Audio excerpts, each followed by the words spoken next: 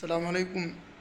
څنګه چې تاسو ته معلومه ده چې بیګا په سمود پلوټیلا باندې اسرائیل اټیک کړی دی او په هغه کې ډېر شی مختلف ملکونو مختلف کارکنان هغه یې ګرفتار کړي دي او په دغه کارکنانو کې د پاکستان سابقه سینیټر مشتاق احمد خان صاحب هم موجود دی.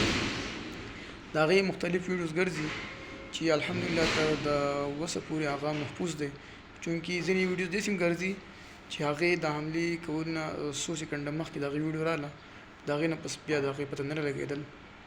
نو موږ به دعا کوو چې الله تعالی دې د سینیټر مشتاق احمد خان صاحب او داسې نور څومره ورکران دي الله دې د ټولو حفاظت وکړي. او یقیني دا زړه مې ډېر زیات خفه دی، ډېر سخت پرې خفه یو د سینیټر مشتاق احمد خان صاحب باندې. الله دې د هغې حفاظت وکړي، الله تعالی دې د هغې د هر شر نه حفاظت وکړي.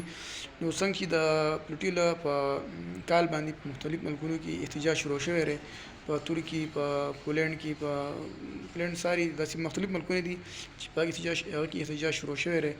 نو زه غواړم چې زما رایه دا ده چې پکار ده چې په پاکستان کې هم چې کوم ټیک دا پارټي ماټي هم چې کومه پارټي ده خو چې ټول په یو یړ راوځو، ټول عوام راوځو او موږ هم احتجاج شروع کړو چې کم سے کم دشمن دا ښکاره کړو چې د یو پاکستان دپاره ټول پاکستان هغه د دې په سر باندې ولاړ دی.